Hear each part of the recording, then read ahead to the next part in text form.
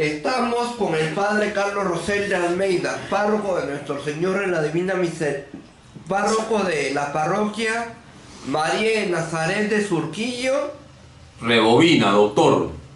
Párroco de la parroquia María de Nazaret de Surquillo y doctor en Sagrada Teología por la Universidad de Navarra de España, con su tesis de Escatología Ortodoxa, para la Cámara de Predi Armando Romero Paredes. Hoy, con motivo del 4 de junio,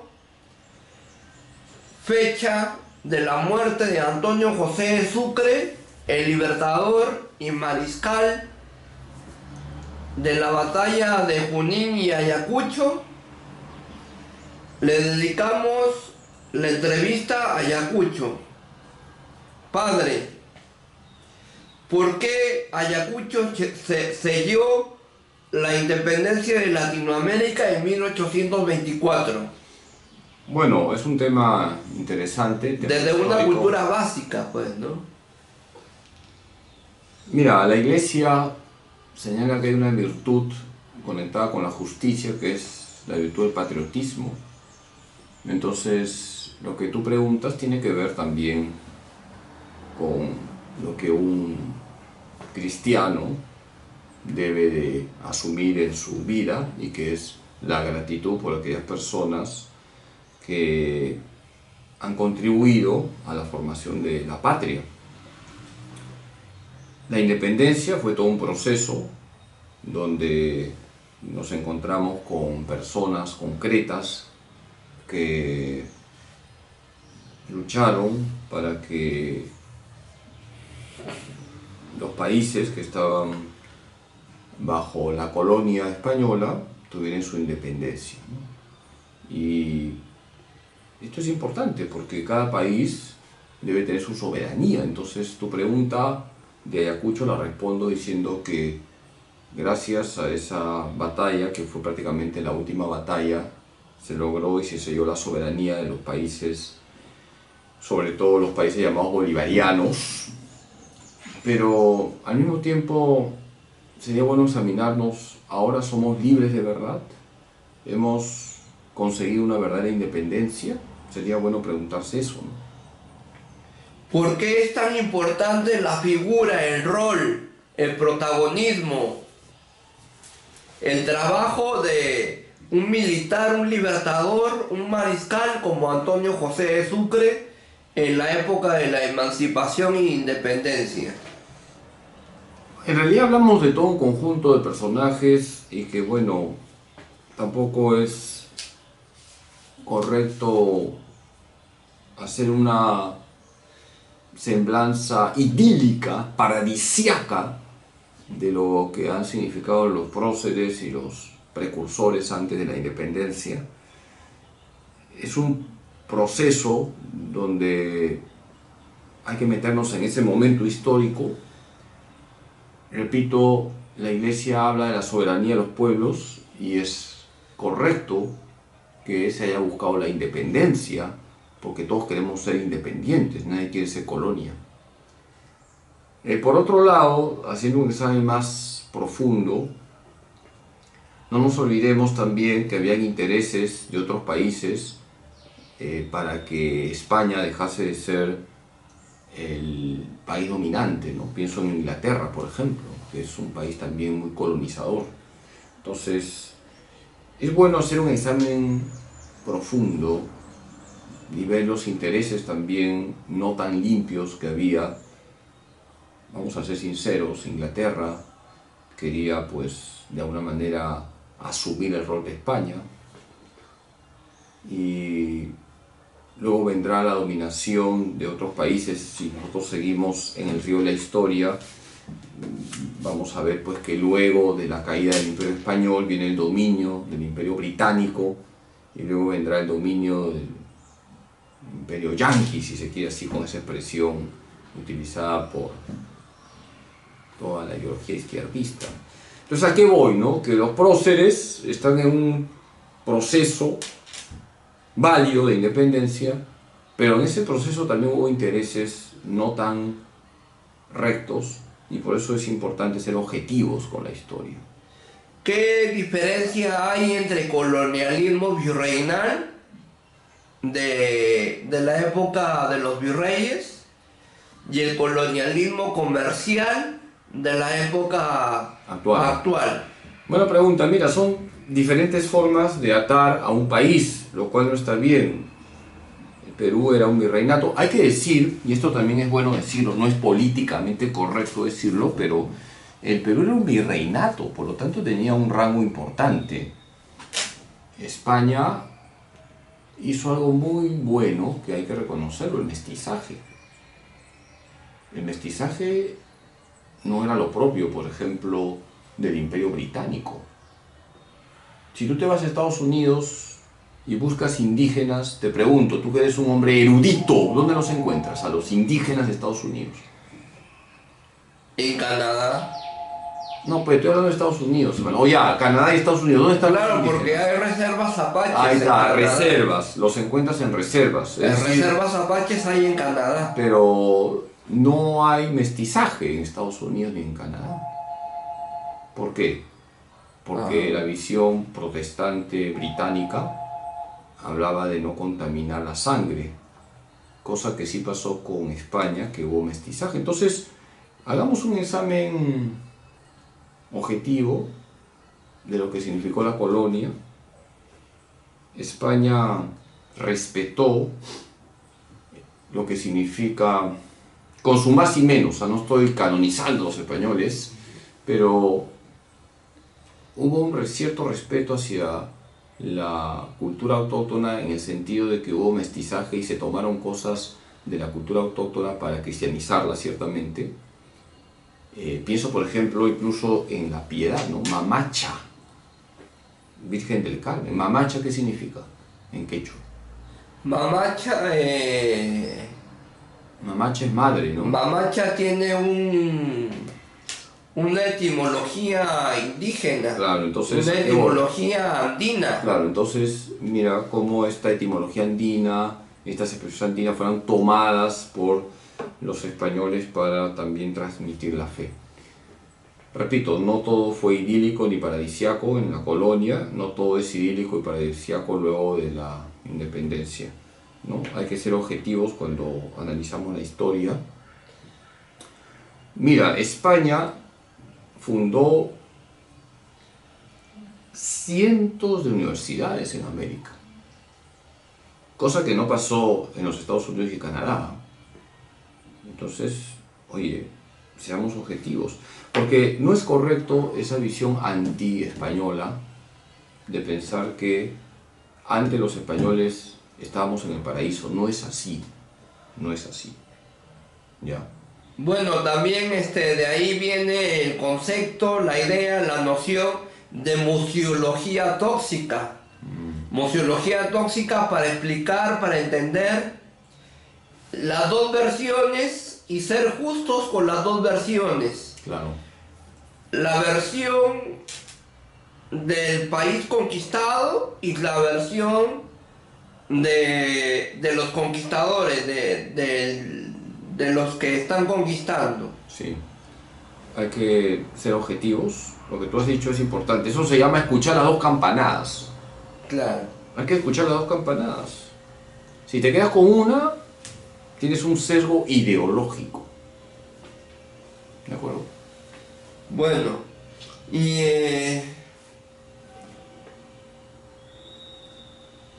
¿cuál es la identidad cívico-patriótica que se enarbola y se levanta en Latinoamérica gracias a Ayacucho? Bueno, Ayacucho va a ser definitivamente un acontecimiento fundamental para la independencia, no solo del Perú, sino de América. Pero a lo que voy es que viene después. Después nos encontramos, y esto es lo triste, con el caudillismo,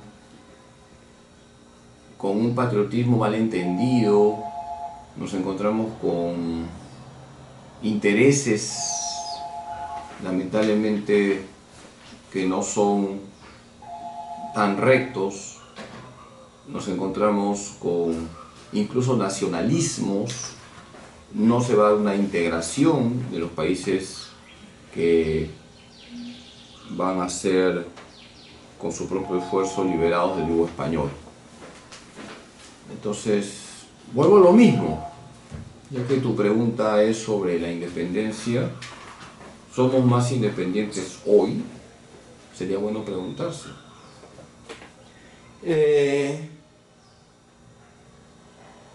¿Cuál es la identidad cívico-patriótica que se enarbola? Antes le pregunté en Latinoamérica, ahora la identidad cívico-patriótica que se enarbola y se levanta en Perú. La anterior pregunta era en Latinoamérica, Ya, mira. ahora en Perú, Ya. gracias a Ayacucho.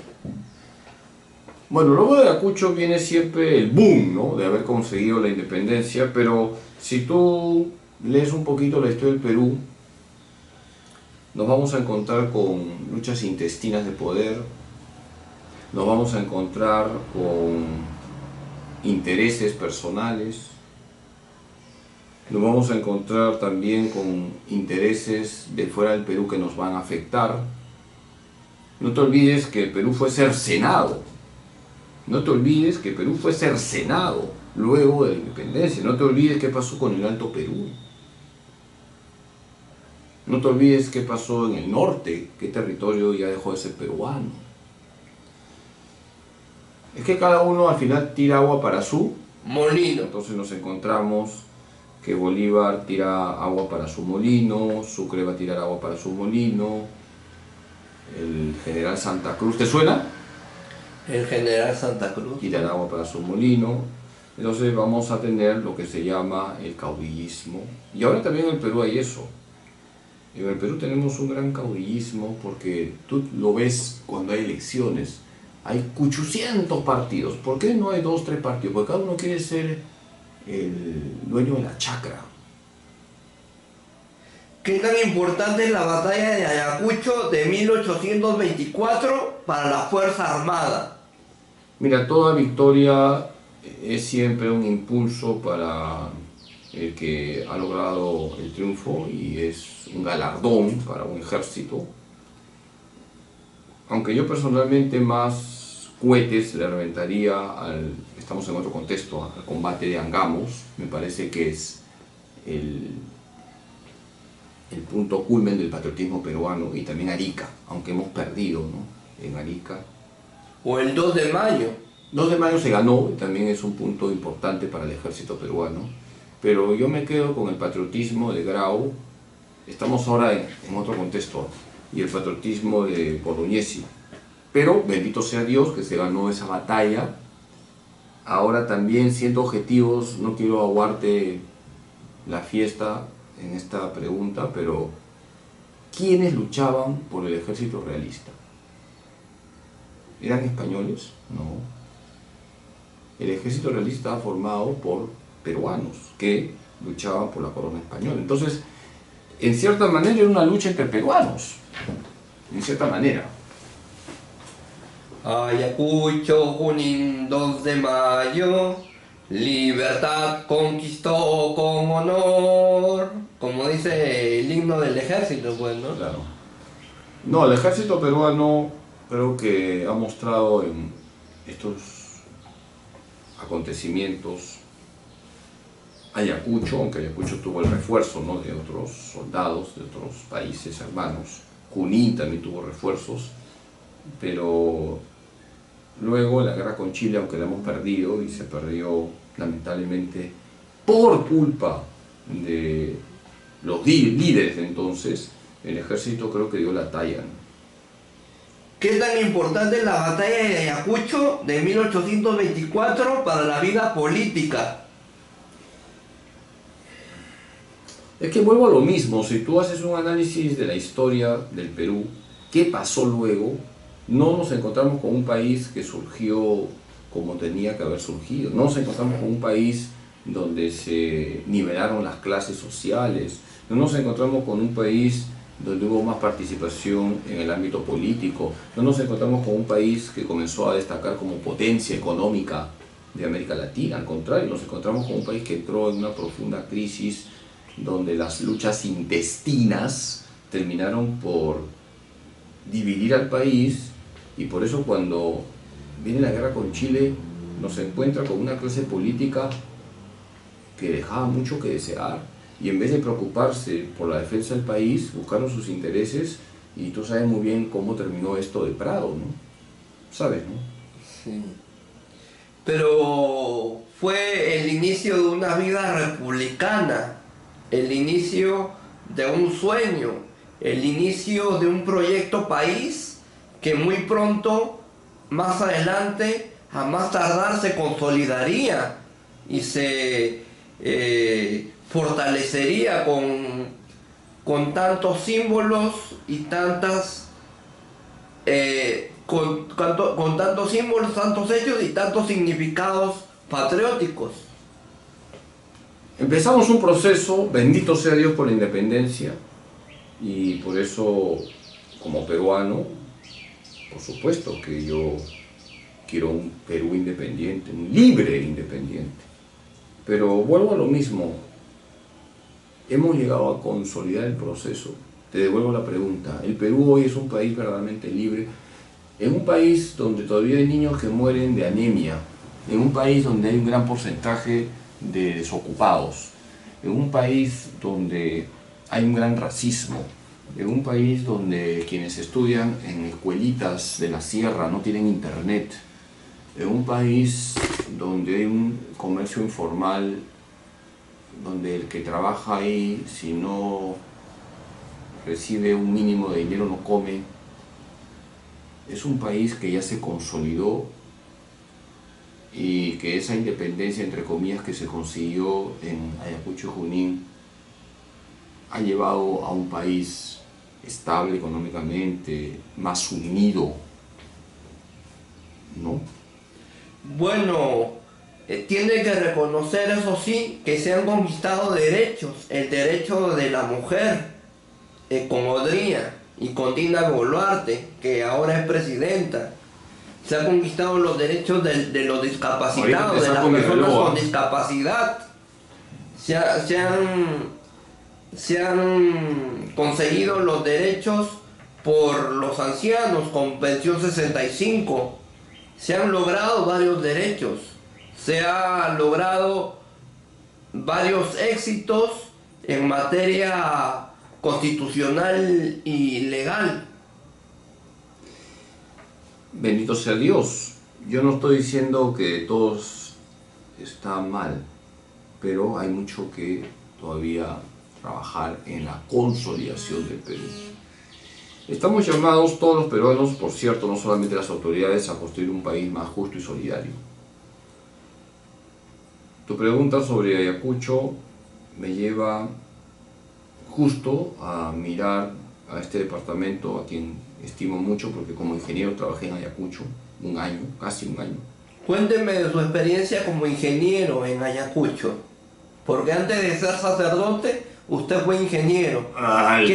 ¿Qué tal le fue como ingeniero en Ayacucho? A eso iba, doctor. Yo tenía 22 años cuando fui a Ayacucho, porque modestia aparte, terminé muy joven en la uni. Gracias a Dios conseguí un trabajo pronto en una empresa que ya no existe, Bertolero, que hacía túneles. Y bendito sea Dios que pude tener esa experiencia de un año casi en Ayacucho en la construcción de túneles. A mí me gustó mucho Ayacucho, una ciudad muy bonita, pintoresca. Estábamos en tiempo de terrorismo. Yo sé lo que es el terrorismo.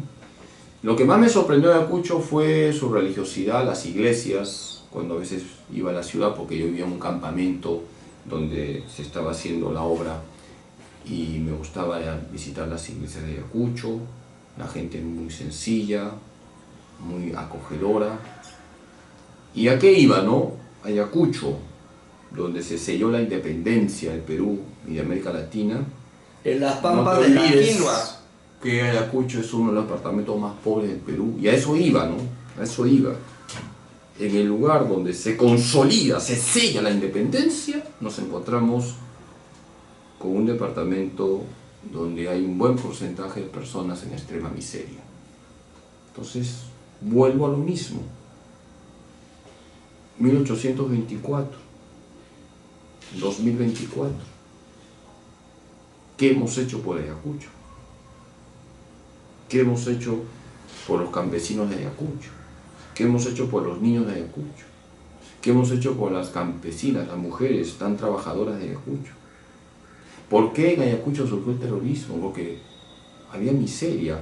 La escritura dice, Isaías 32:17, que la paz es fruto de la justicia. ¿Qué dice Isaías 32:17? La paz es fruto de la justicia. Entonces, en una sociedad donde hay miseria, extrema miseria, y donde las condiciones son infrahumanas, hay resentimiento social, y de eso se aprovecha el comunismo, el marxismo, que es una ideología perversa que inyecta odio para ganar adeptos. Entonces, hagamos un examen serio de qué ha pasado con Ayacucho en estos 200 años, ¿no? ¿Qué tan importante es la batalla de Ayacucho de 1824 para la Iglesia Católica, para el catolicismo a nivel mundial? Mira, el catolicismo doctor, universal. La Iglesia tiene una doctrina social donde se dice que el católico tiene que ser un buen ciudadano, un patriota. Y un católico se alegra de que su patria sea libre, de que su patria sea soberana, de que su patria progrese, de que su patria no esté dominada por las ideologías. Entonces, en 1824 se logró derrotar al Imperio Español. Hoy el reto, 200 años después, es derrotar a las ideologías. Esa es la gran batalla que tenemos que ganar, doctor. Una batalla cultural, una batalla espiritual. Una batalla cultural porque no podemos permitir que en el Perú se implanten ideologías y se promuevan leyes contra la vida, contra la familia, contra el matrimonio, contra la persona humana. Es una batalla cultural que tenemos que ganar, y la vamos a ganar si nos metemos en la batalla espiritual, si doblamos rodillas, si somos personas piadosas, si somos personas de oración, si tomamos iniciativas para difundir el bien. Remar hacia nuevos horizontes, la esperanza no ha de faltar. Cantemos al navegar. Qué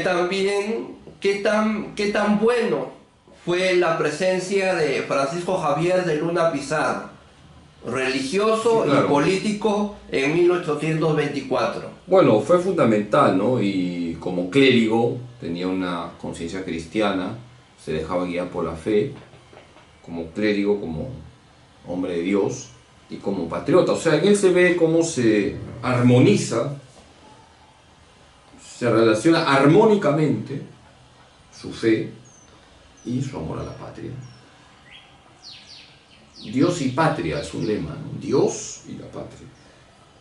En México, por ejemplo, que es un país donde hay un gran patriotismo, el mexicano es nacionalista. Era costumbre antiguamente, ahora yo no sé, me lo contó un sacerdote mexicano hace unos años, que en toda familia siempre había un hijo sacerdote, un hijo militar. Bonito, ¿no? Un hijo para Dios, un hijo para la patria.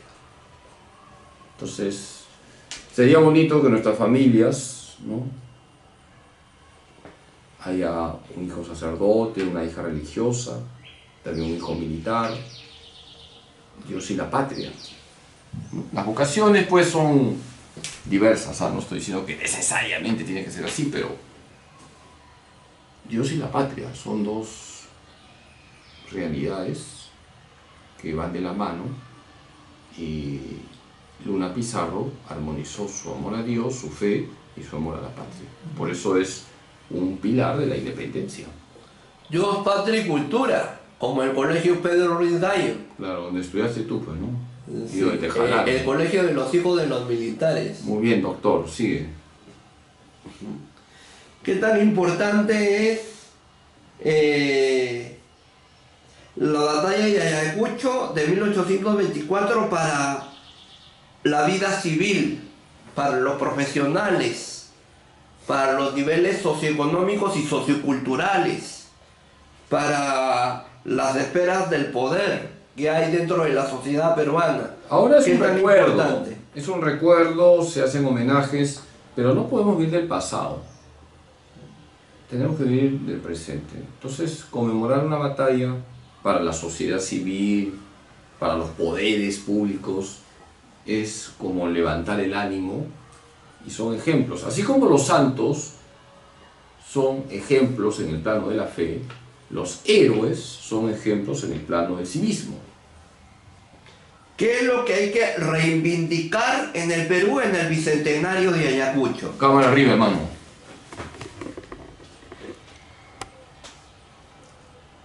Bueno, agradezco tu pregunta y tenemos que reivindicar en el Perú, uno, los derechos fundamentales. Nada ganamos recordando una batalla importante, porque la independencia fue importante, si no luchamos hoy por los derechos fundamentales de la persona humana en el Perú, siendo el primer derecho el derecho a la vida. Por lo tanto, la gran batalla que tenemos que ganar hoy en esta tierra bendita, tierra ensantada, según expresión del Papa Francisco, es los derechos fundamentales sobre la cultura de la muerte, sobre la cultura del descarte, sobre la cultura que aplasta la dignidad de la persona humana y de los peruanos. Recemos por el Perú, bendito sea Dios por esta tierra que nos ha regalado y que Dios Todopoderoso la bendiga en nombre del Padre, y del Hijo y del Espíritu Santo. Fue el padre Carlos Rosenda Almeida para la cámara de Freddy Armando Romero Paredes. Muchas gracias.